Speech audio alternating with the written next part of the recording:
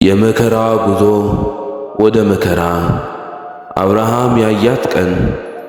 አብርሃም እግዚአብሔር ወዳጄ ብሎ የጠራው የፈጣሪ ምስጢረኛ የሆነ ሰው ነው።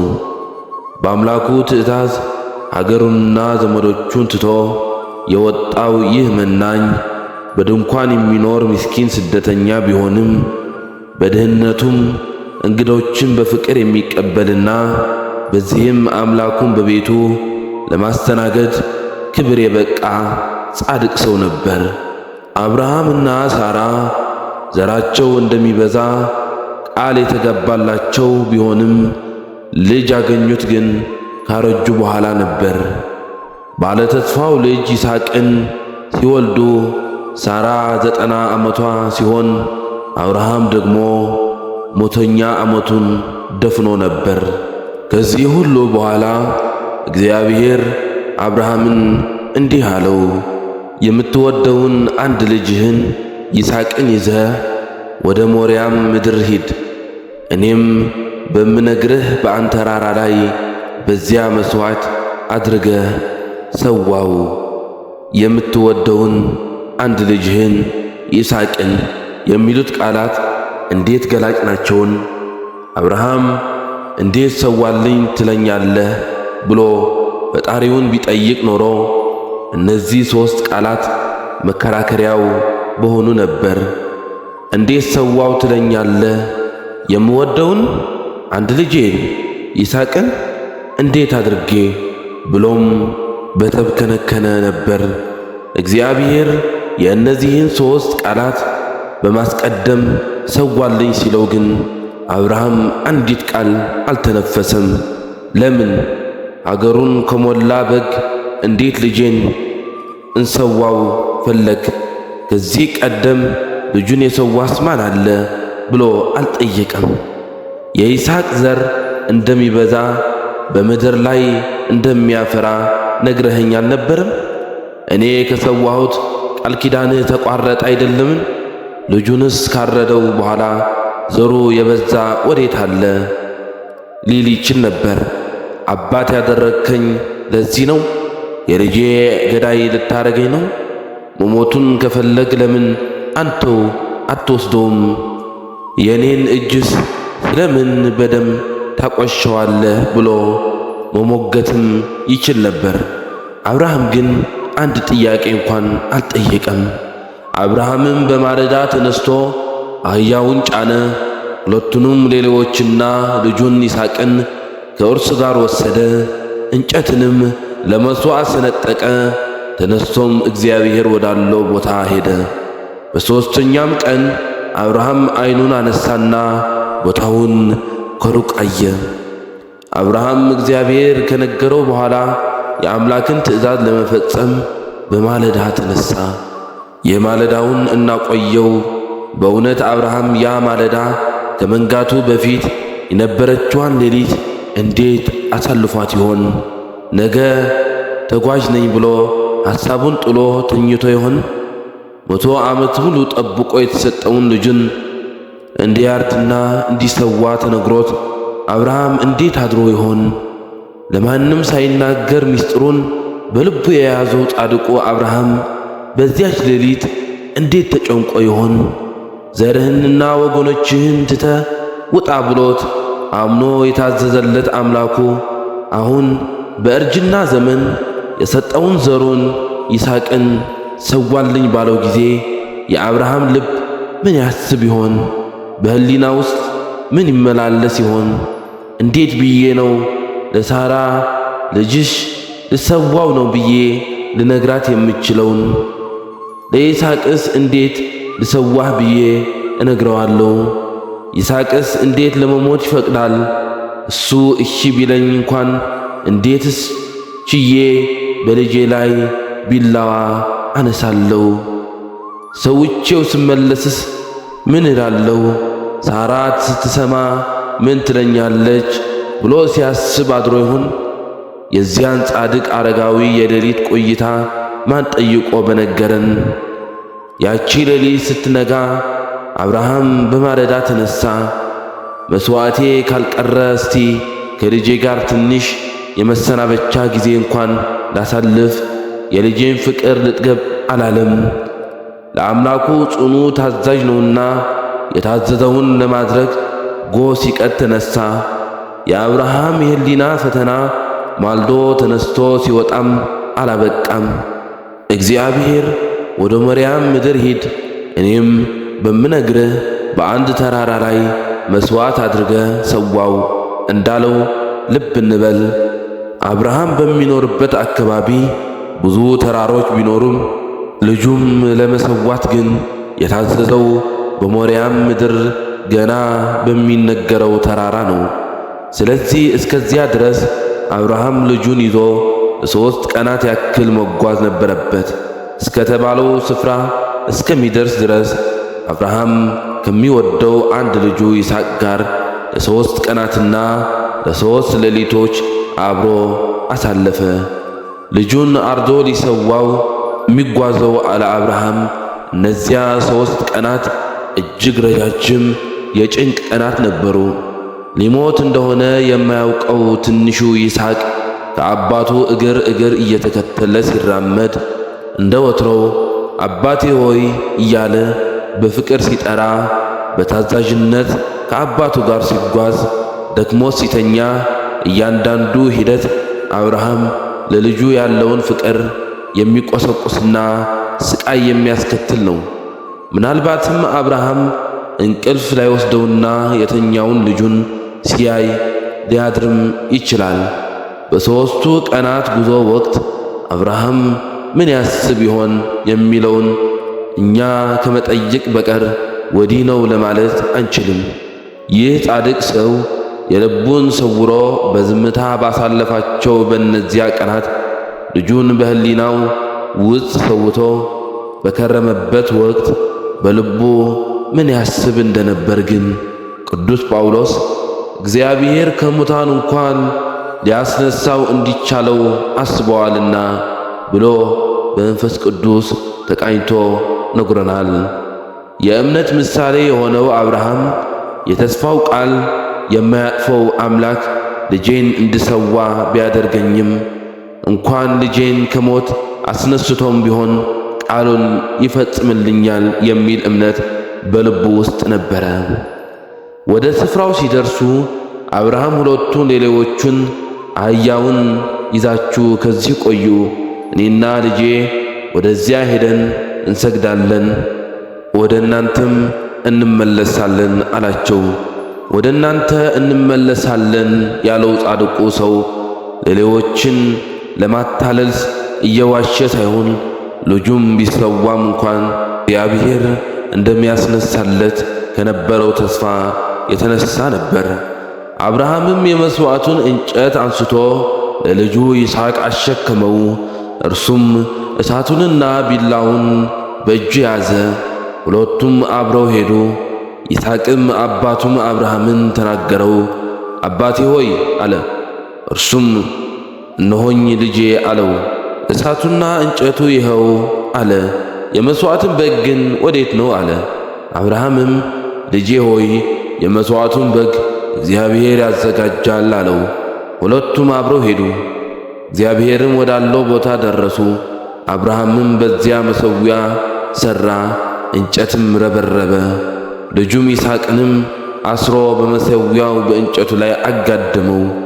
አብርሃምም ልጁን ዘረጋ፣ ልጁንም ያርድ ዘንድ ቢላዋ አነሣ። የእግዚአብሔር መልአክም ከሰማይ ጠራና አብርሃም አብርሃም አለው። እርሱም እነሆኝ አለ።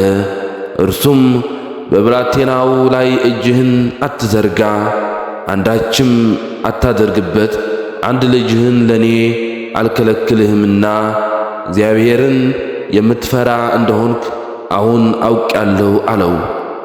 አብርሃምም ዓይኑን አነሣ፣ በኋላውም እነሆ አንድ በግ በድሩ ውስጥ ቀንዶቹ በዕፀ ሳቤቅ ተይዞ አየ። አብርሃምም ሄደ፣ በጎንም ወሰደው፣ በልጁም ፈንታ መሥዋዕት አድርጎ ሰዋው። እግዚአብሔር ይህንን ጻድቅ ሰው ስለምን ሊፈትነው ወደደ? በዚህ የሕሊና ጭንቀት ውስጥ እንዲያልፍ ስለምን አደረገው? እምነቱን ሊያውቅ ፈልጎ ነው እንዳንል እግዚአብሔር የማያውቀው ምን አለን? የአብርሃም እምነት ለሰው ይገለጥ ብሎ ካልሆነ በቀር ሳይጠይቀው በፊት መልሱ ምን እንደሚሆን ያውቅ የለምን? ቅዱስ ያዕቆብ ዘስሩግ እንዲህ ሲል ይጠይቃል። አብርሃምን ይፈትነው ዘንድ እግዚአብሔር ለምን ወደደ? ይህን ጻድቅ የማያውቀው ከሆንስ ስለምን ወዳጅ አደረገው? ብሎ ከጠየቀ በኋላ ይህንን ያደረገው ስለ አምላካዊ ምስጢር ነው እንጂ ብሎ ይደመድማል። ሊቁ በዓርብ ስቅለት ዕለት በቤተ ክርስቲያናችን በሚነበበው ድርሳኑ ይህ ምስጢር ምንድነው የሚለው ሲገልጥ እግዚአብሔር ይስሐቅ መሥዋዕቱን ፈልጎ አይደለም ለታላቁ የእግዚአብሔር ልጅ መገደል አርአያና አምሳል ይሆን ዘንድ ነው እንጂ ማለት ነው። ይህንን ከማብራራታችን በፊት ጌታችን የተናገረውን አንድ ቃል እናስታውስ።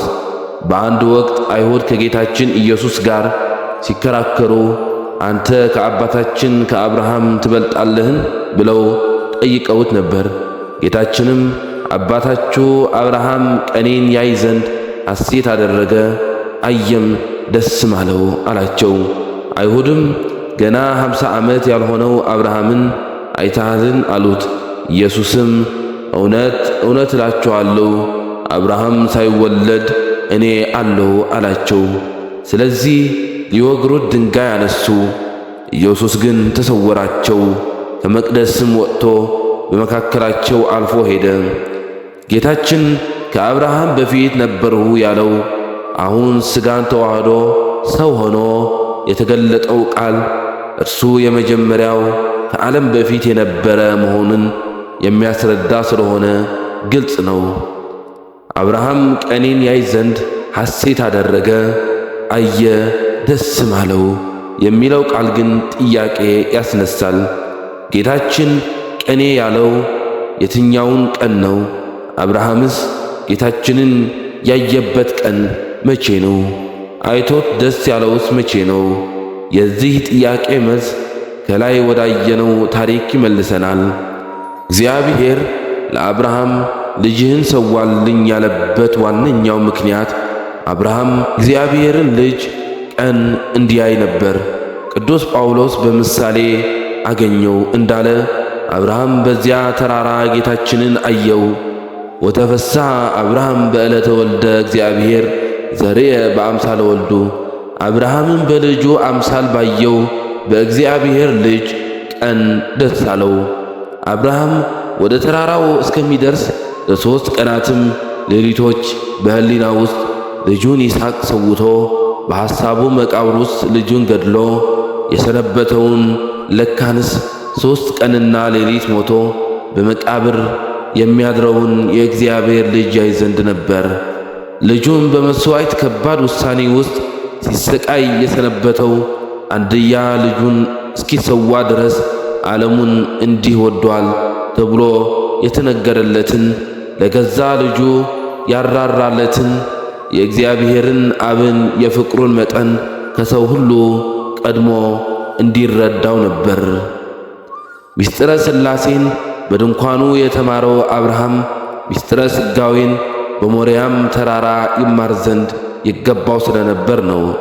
ነገሩን አልን እንጂ አብርሃምስ ሎቱን ምስጢራት ብቻ በመማር ሳይወሰን በግዝረት ምስጢረ ጥምቀትን፣ በመልከ ጼዴቅ ምስጢረ ቁርባንን፣ በይስሐቅ ከሞት መዳን ደግሞ ምስጢረ ትንሣኤን የተማረ ብሉይ ኪዳን ላይ ቁጭ ብሎ የሐዲሳትን ጉባኤ ላይ የዋለ ምስጢር ያደላደለ ሊቅ ነው።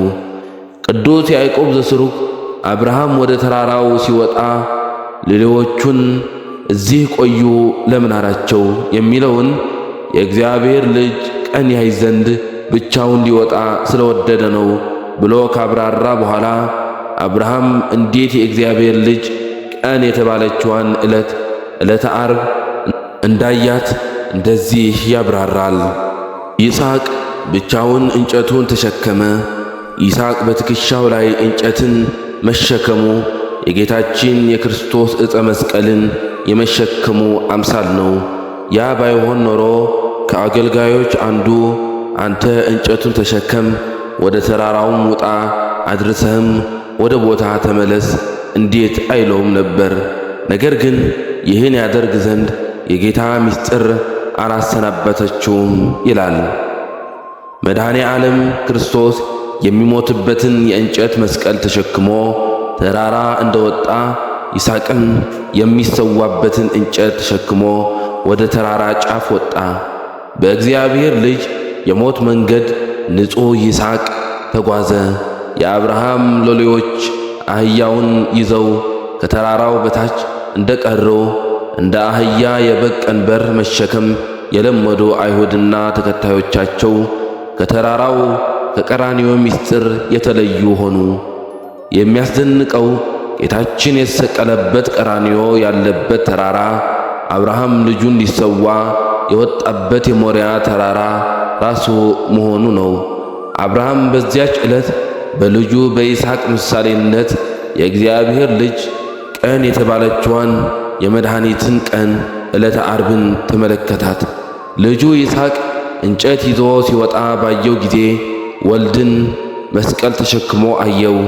ልጁ ይስሐቅ አባቴ ሆይ የመሥዋዕትን በግ የት አለ ብሎ በመጠየቅ ራሱ መታረዱ እንዲቀርለት ወይም እንዲያልፍለት የሚያደርግ ጥያቄን ባቀረበለት ጊዜ አባት ሆይ ብትወድስ ይህች ጽዋ ከእኔ ትለፍ ያለው የጌታ ቃል ለአብርሃም በምሳሌ ተገለጸለት። ስለዚህ አብርሃም የክርስቶስን ቀን አየ፣ ደስም አለው። አብርሃም ልጁን ሊሰዋ ጫፍ ከወጣ በኋላ ይስሐቅም እንጨቱን ተሸክሞ ከደከመ በኋላ ይስሐቅ አልታረደም። ቅዱስ አትናቴዎስ የይስሐቅ ሞት ለዓለም ነጻነትን አይገዛም፣ ነጻነታችን ሊሆን የሚችለው በእርሱ ቁስል ሁላችን በተፈወስነው በመድኃኒታችን ሞት ብቻ ነው ይላል። አብርሃም አንድ በግ በዱር ውስጥ ቀንዶቹ በዛፉ ቅርንጫፎች ተስረው አየ። በይስሐቅ ፋንታም በጉን ሰዋው። አሁን አንድ ጥያቄ መጠየቃችን አይቀርም። አብርሃም የእግዚአብሔር ልጅ ያየው ባልተሰዋው በልጁ በይስሐቅ ነው ወይንስ በተሰዋ በግ? ከሁለቱ የትኛው ነው የክርስቶስ ምሳሌ የሆነው ማለታችን አይቀርም። መልሱ ሁለቱም የክርስቶስ ምሳሌ ናቸው። አብርሃምም በሁለቱም ክርስቶስን አይቶ ደስ ብሎታል። በይስሐቅ ውስጥ ክርስቶስን መስቀል እንደተሸከመ አየው። ከዛፍ ሐረግ ውስጥ እንደታሰረ በወጣው በግ በታተመ ድንግልና ከድንግሊቱ ተወልዶ የተገኘውን ሕፃኑን ክርስቶስ ቀንዶቹ በዛፍ ቅርንጫፍ በመታሰሩ ደግሞም በራሱ ላይ የእሾህ አክሊል የደፋውና በኋላም ዕፀ ሳቤቅ ከተባለው መስቀል ጋር የተቸነከረውን ክርስቶስ አየው። ይስሐቅና በጉ የክርስቶስ የአምላክነቱና የሰውነቱ ምሳሌ ሆኑ። በበጉ መሞት የክርስቶስ በሥጋ መሞት፣ በይስሐቅ አለመሞት ውስጥ ደግሞ የክርስቶስን በመለኮት የማይሞት መሆኑን አየ። በሥጋ ሞተ፣ በመንፈስ ግን ሕያው ሆነ። ስለዚህ አብርሃም ጌታችን እንዳለው ዕለተ ዓርብን አይቶ ደስ አለው፣ ሐሴትንም አደረገ። ቅዱስ ኤፍሬም ሶርያዊ አብርሃም ለያዘው ቢላም አዲስ ኪዳናዊ ትርጓሜ አግኝቶለታል። እንጨቱን ሳይ መስቀሉን ቀድሜ አውቃለሁ፣ የመሠዊያውን ተራራ ሳይ ጎልጎታን አውቃለሁ፣ ቢላውን ሳይ ደግሞ ክርስቶስን ጎኑን የተወጋበትን ጦር አያለው ይላል።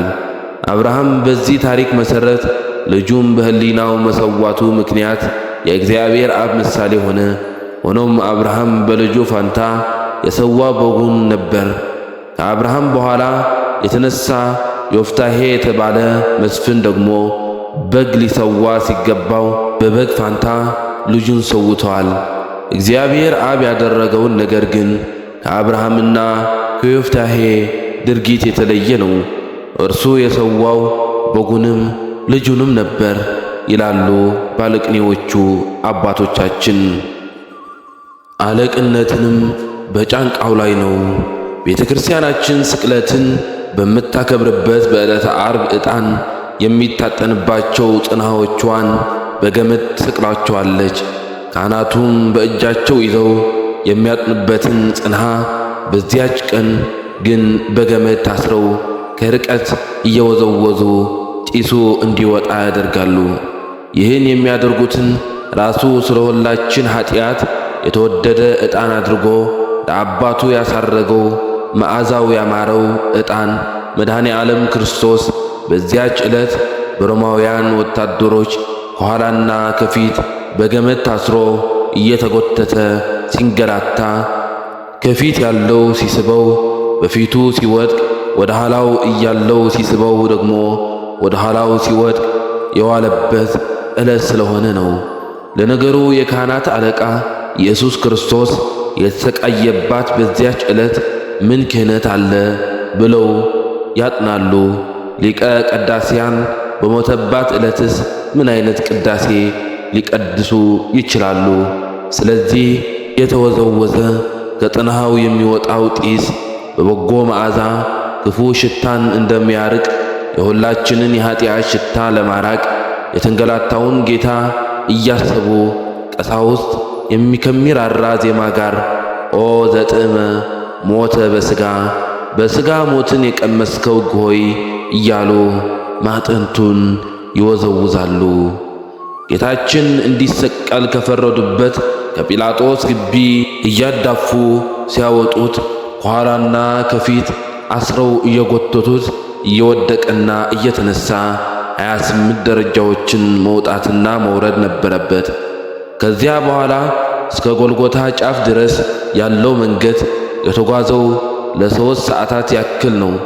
አሁን የሚታወቀው እንኳን ብንሄድ ከጲላጦስ ቤት እስከ ቀራንዮ ያለው ስፍራ እጅግ በጣም ቀስ ብሎ ለሚሄድ ሰው እንኳን 1 ሰዓት ሊወስድበት አይችልም። በአጠቃላይም ኢየሩሳሌምን ከየትኛውም በሮቿ ተነስተን ወደ ሌላው ጫፍ ብንሄድ 1 ሰዓት ሊወስድብን አይችልም። ይህንን አጭር መንገድ ግን ጌታችን በዕለተ ዓርብ ለማቋረጥ 3 ሰዓታት ያክል ፈጅቶበታል። ይህም የተሸከመውን መስቀል ክብደት ብቻ ሳይሆን በሚሄድበት ጎዳና ላይ የደረሰበትን ድብደባ፣ መጎተት፣ መውደቅ፣ መነሳት የሚያሳይ ነው። ሮማውያን ወታደሮች በጦር ሜዳ ጭካኔ ጌታችንን ከበው እየደበደቡ ሲወድቅ በወደቀበት እየረገጡ እስከ ቀራንዮ አድርሰውታል። ጌታችን ተራራውን የወጣው ድርብርብ የሚሆን እንጨት ተሸክሞ ከአባቱ ጋር እየተጫወተ እንደወጣው እንደ ይስሐቅ አልነበረም።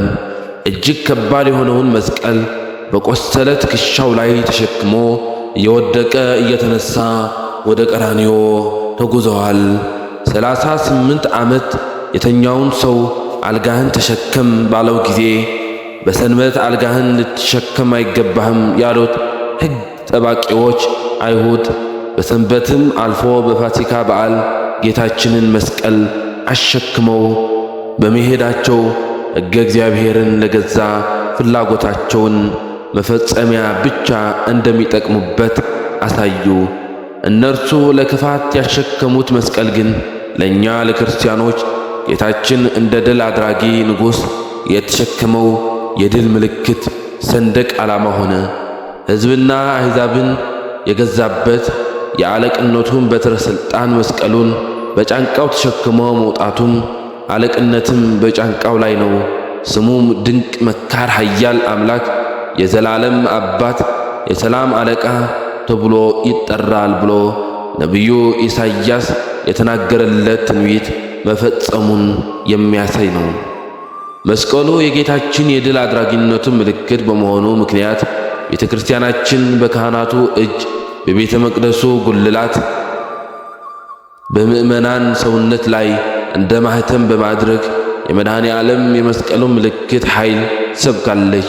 ማህሌታዊው ቅዱስ ያሬድ እንደተናገረው መስቀሉን በሰውነታችን ተሸክመን እስከ መዞር የደረስነውም የተሰቀለውን ጌታችን በድል አድራጊነት ተሸክሞት የወጣው የክርስቲያኖች ሰንደቅ ዓላማ የመስቀሉ ምልክት ስለሆነ ነው። የተሰቀለበትን መስቀልና ምልክቱን ማክበርም የተሰቀለውን መድኃኔ ዓለም ከማክበር የሚመነጭ ነውና መስቀሉ በመድኃኒታችን ደም የተቀደሰ መሆን እያሰብን ከነቢያት ዳዊት ጋር የጌታችን እግሮች በሚቆምበት ስፍራ እንሰግዳለን።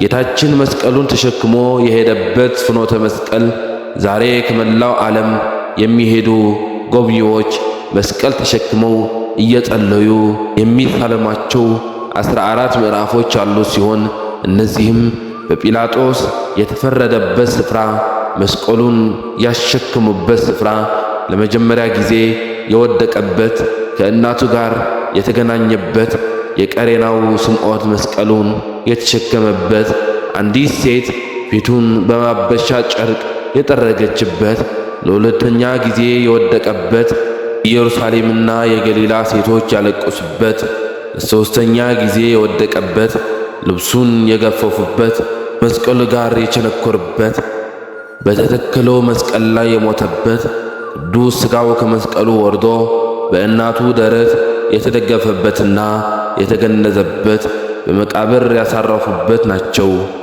ከእነዚህ 14 ምዕራፎች ውስጥ ሦስቱ ጌታችን ከግርፋቱ ጽናትና ድካም የተነሳ መስቀሉን ይዞ የወደቀባቸው ሲሆን የቀሩት ምዕራፎችም አንዳንዶቹ በመጽሐፍ ቅዱስ የተመዘገቡ፣ ጥቂቶቹ ደግሞ በትውፊትና በታሪክ የሚታወቁ ክስተቶች ናቸው።